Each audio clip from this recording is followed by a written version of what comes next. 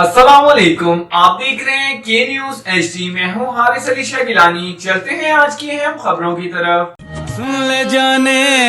Quality product by Khadim's Milk Foods, Sahiwal. دنیا بھر کی خبروں کے لیے ہمارے ساتھ رہیے۔ لیے چلیں گے ساہیوال، عرس بابا محمد پناہ۔ ڈی سی کیپٹن ریٹائرڈ سمیع اللہ فاروق اور ڈی پی او عثمان ٹیپو نے دربار محمد پناہ پر حاضری دی۔ فل پروف سیکورٹی انتظامات یقینی بنانے کے لیے اعلیٰ افسران کا دربار کا دورہ۔